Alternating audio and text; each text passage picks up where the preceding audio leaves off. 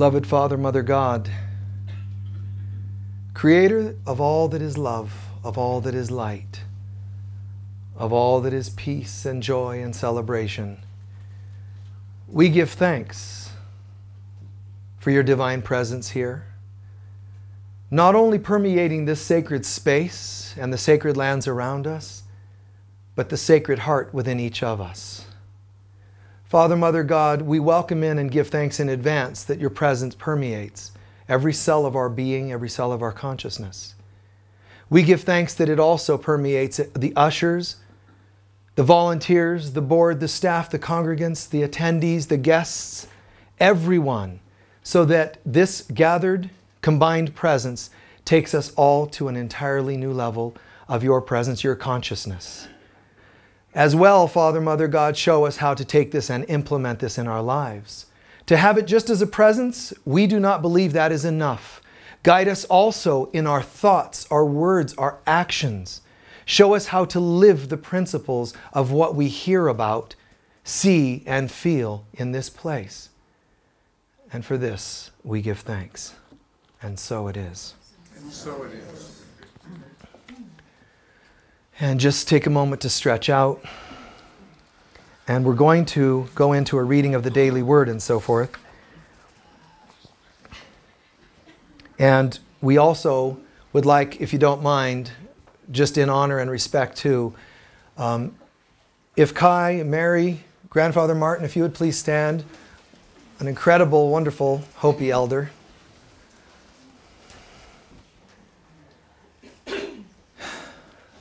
And to you, thank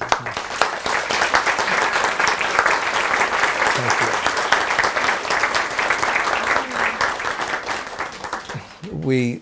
Beyond words, we are grateful that you're here. And in a moment, we're going to have some sharing about the Hopi Way and some other feedback that I think you're going to find pretty wonderful. Thank you very much. Grandfather brings the spirit of the Casinos, the Chinos, with him. And you can feel it in the air. Yes. There's a magic. You feel it? Yes. We'll have you up in just a moment. For now, let's have Janice come up for the daily word.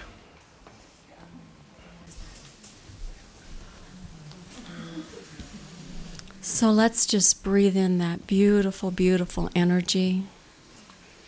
Take a deep breath and come into your heart center, the spiritual heart center. And first, let's share our statement of being. It's the one that begins, there is only one presence. Together, there is only one presence, one power, and one activity in my life, God the good, omnipotent. And staying in that beautiful energy, I'll share with you today's daily word, which is irresistible. Irresistible. Let these words be your words. I exude love of life. I have been around people whose joy was infectious and irresistible. Today, I radiate that kind of joy. I am filled with gratitude for the gifts of my life, for the clear blue sky of the day and the brilliant stars at night. Beauty shines everywhere. I see it in the radiance of a smiling face, the liveliness of a bustling city, the stillness of a walk in nature. I am filled with awe and with wonder. Love for life is contagious. Love energizes me and radiates from me. If ever I am feeling stress, I remember with gratitude all that is precious to me. I love life, and I exude love. joy, laughter, and appreciation for all that is.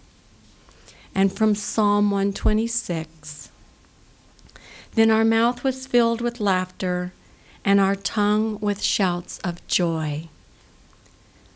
Then it was said among the nations, the Lord has done great things for them.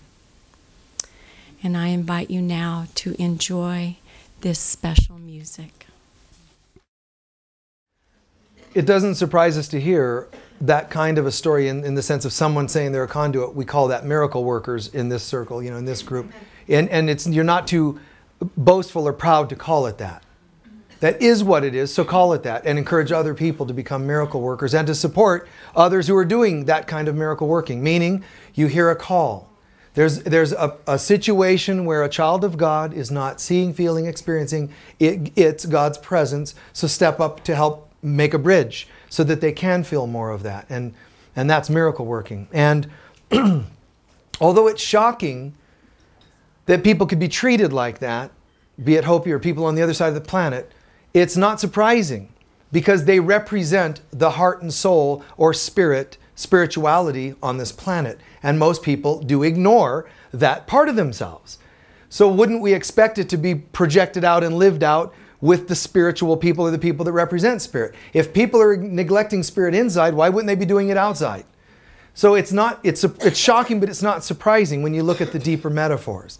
And it can be changed. Fortunately, most of these people are in touch enough with that presence. They're not attached to the outcome of what these people in this world do. They kind of already know who and what they are, and they're not dependent upon everybody else getting it and honoring them for it.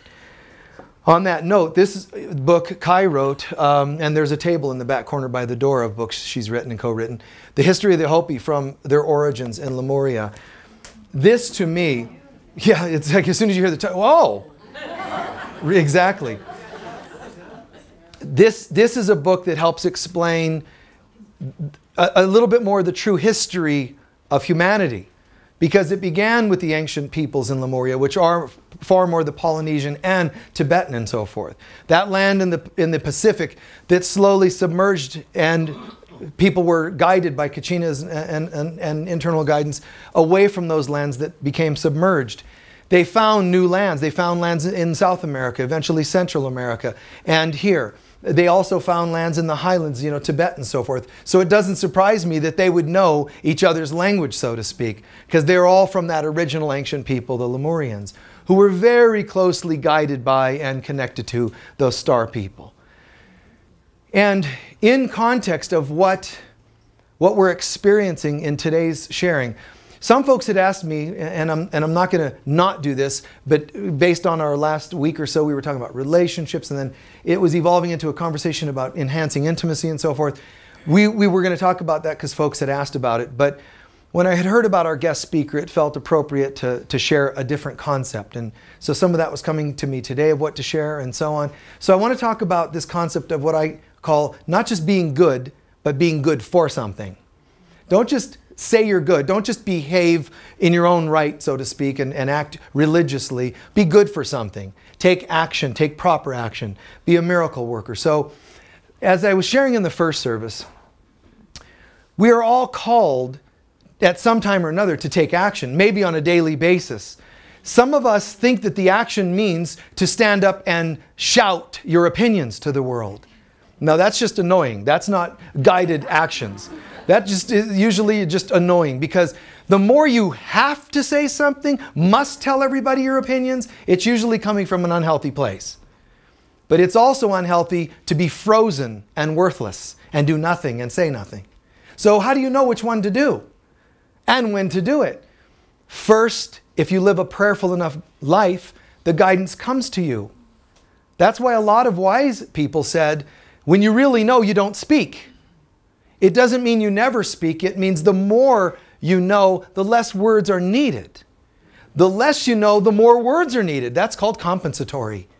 I'm not sure, so I'm going to keep talking until I finally get it. Hey, you really shouldn't eat that. Hey, you really shouldn't do this. My religion's better. My race is superior, etc., etc. It's all words. Watch out for this, fight for this. The more we say it, the more uncomfortable and unsettled, and the more we don't really get it inside. When we really get it, it becomes a presence. And yes, you're still allowed to speak it, sing it, paint it, but from the inside first. So how do you know when the inspiration is there? We were watching that Dalai Lama film recently, and here it was, people were blurting out, they're spiritual teachers, quote unquote, and authors, and yet they were blurting out not from the divine self. They weren't taking a moment to get quiet and asking what they're supposed to be saying. They were speaking and blurting what they needed to say. God doesn't need anything. So as soon as I need to tell you something, it's probably not coming from God. I have to tell you, I have to correct you. Oh my God, please don't. You know? You know, when you think about certain religions, as soon as you meet some people of some religions, and they introduce themselves with that religion, oh, you want to duck, run, you know, you just know the stuff is coming. I used to interact in high school. They had some missionaries come to the school. And they were pretty nice, you know, they're just, but, you know, have you found the Lord, and so on, you know. One of the times I couldn't resist. They hit me with this. Do you accept Jesus Christ as your personal Savior? And I said, no, I'd rather share him with you.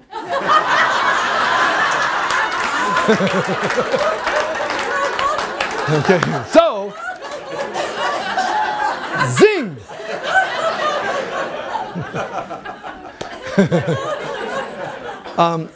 Yeah, I have my moments, don't I?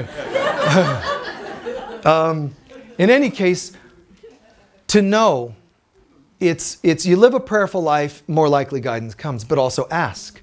What would you have me do in this moment, Great Spirit? What would you have me do, Father, Mother, God? More likely guidance comes. But that's not the no, you just don't, because of that, you don't just assume you got it. Also ask, what is the greatest good? Because that's usually a fairly good criteria. God's all about the greater good, not the individual need, the greater good. So we ask, what is the greater good in this moment? You're probably going to get more clear guidance, or you'll have a greater compass to know whether it's the right direction. And in the asking that piece, you also need to take an evaluation of yourself. What is happening in me when I need to say this? I'm feeling compelled to help this person or do this for this person. Well, is it really coming from my own wounded self, or is it coming from a clear self? Wounded self doesn't mean it's a bad inspiration, but I would like to do my inner work, or else I'm only on the compulsion of helping others without myself, and that's called a rescuer, as opposed to a miracle worker. So know what you do, why you do it, and get clear on that. Guidance from God, the greater good, clear oneself out of the way, and last but not least, stay unattached to the outcome. As soon as you find yourself attached to the outcome or reacting accordingly, then you'll know this wasn't coming just from a clear self. Does that make you bad? No, it does not. It makes you human. But I would like to be less of me and more of thee. I would like more of the divine to filter through me, and for that, I've got to get out of the way. Now, having said that, there is a time to speak. There is a time to step up to the plate. And in the earlier service, I used examples like these, but they're not to separate you from the greats by name, reputation. Martin Luther King Jr. or Robert Kennedy, or those who ever stood up as individuals to say something really needs to be done here. What I'd like to remind us of is, despite their own physical mortality, the threats on them, their character, their lives, they still chose to do it. Why? Was it because they were paid well? Was it because, no other human reasons. Something in their heart was a greater message. It had a greater message or purpose. Something beyond them drove them. That's when we say, when you see me, you see the Father. These individuals are humans and they're not perfect. But in what they were doing, that was perfect. Because it was standing up. It was to be counted. It was stepping up to the plate and doing their best to step out of the way. You may not do it perfectly, nor all the time perfectly, for sure. But are you doing it at all? And in the New Age community, we often are either going to be, well, I don't agree with this, so I'm going to protest it. Or I don't agree with it, but I'm going to be passive because I don't believe in engaging or getting in battle, that sort of thing. So we either step way back or we just complain and protest. Well, there's something else we could be doing. And that is the next right thing. What is the next right thing in this moment? We have to learn to ask ourselves. What am I asked or called upon to do in this moment? Are you living up to that? Well, if you do, fantastic. If all you do is complain and picket, great. You're just trying to be heard. I said this in regard to people that involve themselves with boards and so forth, like at churches or wherever. Some board members get on a board so they can be heard, and some step up because they want to serve. That's what you're supposed to be there for. If it's to be heard, it's probably not going to be an inspired board. Well, that's the same for all of us. It's whether we're parents or friends or whatever we're doing on planet Earth, not just self, but the greater service. Now, so some people want to play the passive role. And I'm saying in today's talk, Krishna, there's the story in the Bhagavad Gita of Krishna and Arjuna. And Arjuna is you. It's you as a human being. Now, whether this was two people, an embodied master named Krishna having a conversation with a guy named Arjuna, or whether it was a divine metaphor of any person struggling in their life and talking to God inside, and the revelations were merely meditations. Doesn't matter. What matters is the moral of the story, which is this. There's an evil force that's overtaking the world at the time, or at least that region. And they were killing men, women, and children. And it was a horrible force, this race that was coming in and doing this. And Arjuna's town, land, this was a passive, loving, paradise-like place. So it was just so beautiful, so, oh, look at that. Nature, everybody was at peace and honoring one another. It was pristine. This is important, though, because now an evil force comes to destroy that which was pristine. Whether it's the story of slavery or white man coming and doing what they've done on the Americas, it's all the same, any story. It's also when we do this to ourselves. But this evil force is coming in. Now Arjuna says, okay, they're readied up, they're saddled up, they're in their chariots, they're in their front lines against their front lines, they're about to go to fight. Arjuna, with tears in his eyes, says, Krishna, wait, I'm having second thoughts. If we're spiritual people, then why are we getting ready to fight? Why are we going into battle? This sounds really rational from a spiritual standpoint, doesn't it? Wait a minute. Shouldn't we be promoting passivity? Some of those people are even families. And like in the Civil War where you had family fighting against family, brothers against brothers. Maybe we should rethink this. Krishna says first, now is a hell of a time to be bringing that up. Yeah. We're already saddled up. We're already here on the lines. Could have told me that yesterday. But Krishna says, Arjuna, that is not God speaking. That is you trying to hide behind. We're peaceful, loving people. That is your ego trying to hide. In this moment, you are being called to do something. So stand up and be counted. Don't give me any of that BS. Stand up. You're trying to deceive yourself and me. This is not God speaking. There is a force that is causing harm to human beings, and it is right to stand up. Now, he says, do not think that this is just about this good guy, bad guy. This is about your battle, Arjuna. This is about you learning to step up for what you believe. The victory or the loss outside is not a matter. It doesn't matter. It's a moot point. What matters is, did you do what you believed to be right? It's okay to say no and yes because it's in or not in alignment with spirit. And that should be the criteria. As far as I know, I can't speak for you, as far as I know, and each of us should say that, does this resonate with God, love, peace? That's how I should know. Secondly, does this bring the greater good? And stay out of the outcome, but step up and do something. What can I do in this moment? In this moment, I have very little. Says the poor woman in the story in Jerusalem when Jesus is visiting. She drops only a couple pennies in the donation bucket. Another guy walks up, flaunts lots of money, drops many coins or whatever into the bucket. And everybody, oh, he's so wonderful. Look how much he gives to the temple. Jesus turns, I'd like to use a story here, folks. Which of these two people really gave the most? He loved humiliating people in a tactful way. But which of these people gave the most? Obviously, the 2 pennies, that old beggar, she shouldn't even be allowed in here. Or this person who gave us all the money to build another temple. And even a child was able to say, the beggar. And he used that as a way to say, you see that? He's driving these points home to hard-headed people. You think more is better? It's how much you give, proportionate to who you are. This person gave all she had, 100% of what she had to give. He gave a fraction of a fraction of a fraction. He won't even know that that money's gone.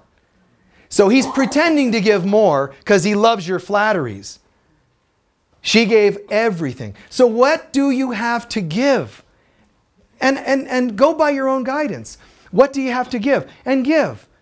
And if it's tarps or if it's time or if it's finances or whatever, what are we here for?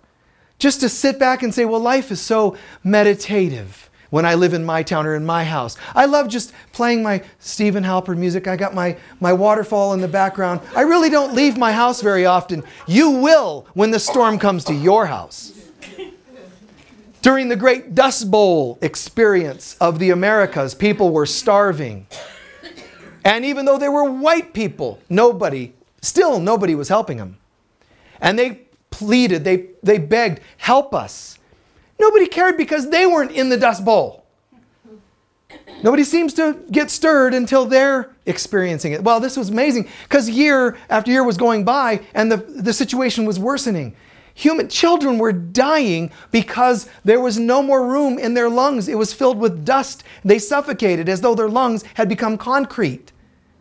Still not enough to get anybody's attention. Not to mention they had raped the land which caused it. Nobody got attention. Now, what's amazing is that one astute senator or whatever went to speak in Washington, D.C.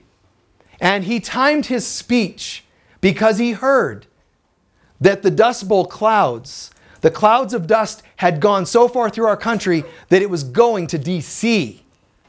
So he timed his speech at this convention or whatever they want to call it in Washington. He timed it and said, well, here's this and that about the Dust Bowl and your concerns. You're probably going to vote it down anyway. But just in case you want to know, you don't know about the Dust Bowl, you haven't experienced it. Well, guess what? It's here. And it arrived and blacked out Washington, D.C. Then they voted to do something about it. So people love to ignore and put aside their issues. They want to avoid the battles of life. We're not here just to meditate in our tranquil gardens. Do that. But that's just an oasis where you recharge. You got to come out of the garden and into the world too. You've got to still be the warrior and do your work. So Arjuna was told very clearly, you've got to stand up and be counted. You've got to make a difference. And this, by the way, is ultimately not what it sounds like. This is, this is not just a battle of ancient times, Arjuna. This is the battles of, there's a woman who's going to go into a divorce. But yet her husband says, if you do this, I'll never give you a dime. I will hide. I will run state to state to make sure you don't get a dime. I'll tell the kids naughty things about you. So she backs off. No, Arjuna's told, step up and do what's right. The person that has a partner pass away and is worried because they can't pay all the bills or feed the kids, they step up and they find a way. The battles are not just about ancient times and they're not just Arjuna and Krishna. It's us standing up to our battles. What seems to be impossible, you stand up, you get inspired, and with God you go. You saddle up and you ride into battle. Only if you win? No. Only if you lose? No. The winning and losing isn't the point. It's your battle is really about you anyway. There really was no adversary. There really was no outside force that you fought. It was the fight against oneself, the battle against one's ego. Your own fears haunt you. They manifest as the husband who threatens this, the wife who does that. Those are just external mirrors. They're our own inner battle ultimately. So we're called to rise to the occasion. Saddle up and be prepared for a good battle. Today is a good day to die, some warriors say. They're not afraid. And to the point of saying, I'm only fighting myself. You remember the Arthurian stories and how Lancelot, in the final battle at Camlan, Arthur receives a mortal wound. Lancelot receives a mortal wound, but Arthur finds Lancelot and he says, have you been stabbed, or, are you wounded in this battle? And Lancelot says, no, it's an old wound that's killing me today. You see, his own unresolved guilts and shames came back to haunt him and reopened an old wound, literally and metaphorically. We only fight ourselves, and we're being called to rise to new places. Make a difference, man. Step up, work miracles. I shared in the earlier service. One time, when I was about 30, it was a year ago, no, 20-something years ago, I was walking in this city, and I heard this disruption, and there was this young man, about probably 20-ish, running pretty desperately. He seemed quite scared or concerned, and he's running up and down this street, and I'm thinking, I wonder what that's about, but I could tell something was not quite right. So I decided to holler over to him, and I could tell he's running for his life. And I said, I could see some other guys, a group of guys, a gang, chasing him. So I signaled, hey, come over here, stand behind me. For a moment, he ran over, stood behind me, and held, my shoulders, and he, help me, these people are trying to kill me. And I said, just stay behind me. Now, this group of people, here comes the gang, they're now running towards us, and they're getting closer, closer, closer. He panicked and ran from behind me. One of them, within a couple of minutes, shot him in the leg. And he fell. They didn't know, they were hoping probably to have killed him, but they shot him. And several bullets are whizzing by, and I remember the sound of them. Zing, zing, as I'm standing there. What an amazing moment. And this kid falls, and I go over and help and hold the wound closed, and we called for somebody, and the gang ran away. Now, somebody, when I shared this story once, said to me, what were you going to do? Because as a young guy, you studied martial arts. What were you going to do? What were you going to just call in the power of the Lord? Archangel Michael rebukes you. You all are dead. Boom. Was it going to be the power of this fire coming from the sky? My answer was, I have no idea. All I knew was it was the next right thing. How am I going to let this person run for his life and not do anything about it? I'm not saying that's what you should have done or should do. Nobody can. You have to ask yourselves. And it amazes me when we're called to those moments. We're going to have human moments of fear. And I don't just mean phobic fear. I mean fear where we doubt, fear where we make less than divine decisions. But we're called to this stuff all the time. What's the next right thing? And it's not always about big battles. Sometimes it's, hey Jeff, do you think we should get another load of rocks for the landscape while we're here? Yes, we're here, truck's there, let's do it. Sometimes it's just righteous action of the moment. And yet I admire whomever pulls it off and wherever they pull it off. A George Harrison song, my love belongs to who, and my heart belongs to who can see it. Not everyone will get it. But those who get it, and they connect, and they'll see what you're doing and why you do it. Don't expect the outcome to be perfect. Don't expect everybody to go, wow, that was amazing that you did that. And sometimes it's completely unseen what you do. You should not be doing the things for the accolades. I see that in volunteers, I see it in ministers, I see it in board members, and I see it in humans left and right day after day. Doing things for these egotistic reasons. So why wouldn't they have come back to them reflections that aren't very nice? Moments that are of difficulty and doubt. Do these things and know that this is just bringing in more God to this world that sometimes seems godless. So I'm closing with this, that I also admire, though, those people. I admire that Gandhi was shot and on his way to the ground blessed the person that shot him and forgave him. I admire Robert Kennedy, who was shot, and his last words weren't, get me to the hospital. They weren't, somebody help me. They weren't, how could they do this to me? They were, is everyone else okay? That to me is living this stuff. I may or may not agree with anything or everything in their lives or whatever else they do. But what it takes to see beyond what is appearing to be.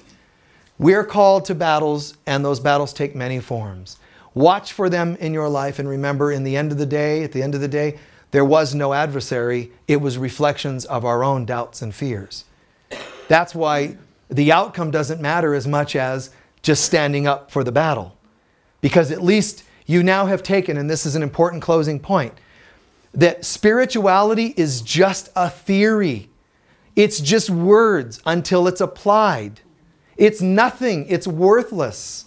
So until you saddle up for the battle and get into the battle, win or lose, scars or none, wow, that's when you really did it. That's when you know, wow, I applied my spirituality today. What you're going to be tempted to do when you do saddle up for battle is assume you must win. What did you learn from that divorce that you didn't quite come out where you thought you would?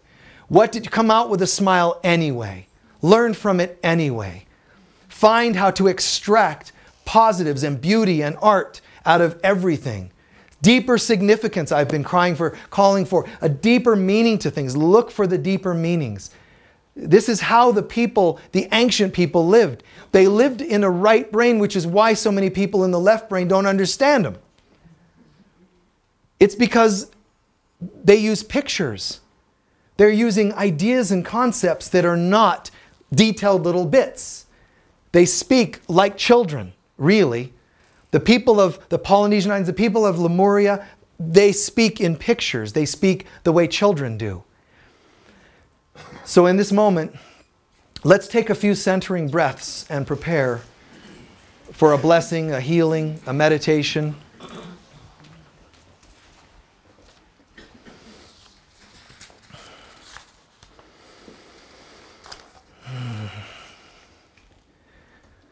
Remember, it's our job to take this from theory to practice.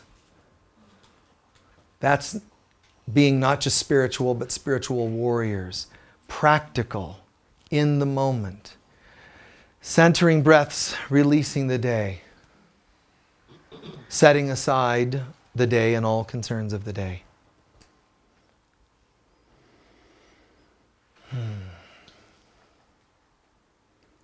I know it would have been nice to have been given more accolades, more thanks, to have been heralded and held up for the things you've done in the world. Let it go.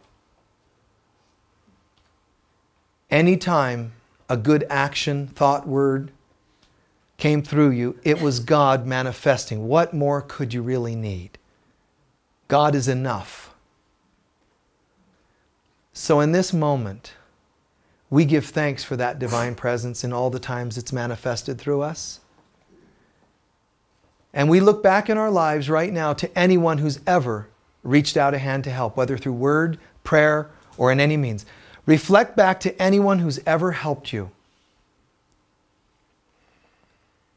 You don't need to study that they also had flaws. That's easy to find. Reflect back.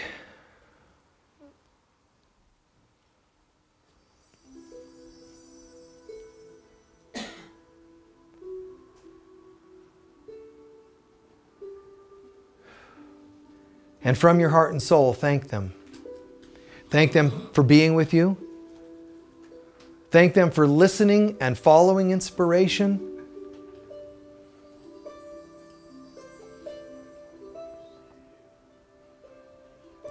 Thank them for seeing you, hearing your needs. That's no little task. Lots of people in your life didn't. In that moment, somehow, you and God connected and someone helped with the bridge to that place. So thank them.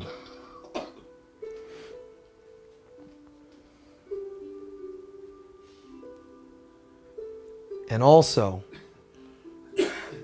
think back to anybody you've helped. In any way you've helped them. A person broken down on the side of the road. A person who lost a loved one and you extended a prayer. Any form of assistance you gave them. Reflect back to it and hear and feel from them their gratitude. It is egotistic to not open up to their gratitude. Sometimes we act like, oh no, it was nothing, stop. They need to thank you, but from a soul level, not human accolades.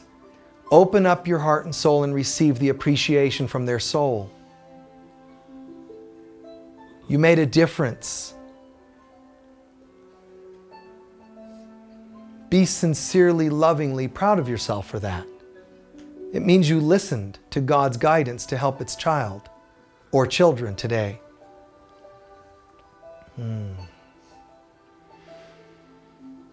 And add the gratitude from those people. Feel the gratitude. Not just hear it, feel it. And understand there's not just a person. Everything you did, anything you did for that person, anybody else it touched, their children, their friends, their students, their whatever. Trust that on some level, ways you will never completely be able to imagine, you have helped that person and many others with that one act. Breathe in that gratitude, not from an ego place. Breathe it in that we're in this together. I thank God I was there for you. I thank God you folks were there for me. We're all in this together. Thank God we listened, we saddled up and prepared. And thank you, all souls throughout time that ever stood up for God in the best way you knew God to be. Thank you, Martin Luther King Jr. Thank you, the Robert Kennedys. Thank you, next door neighbors. Thank you, Jesus. Thank you, Buddha. And thank you, Geronimo.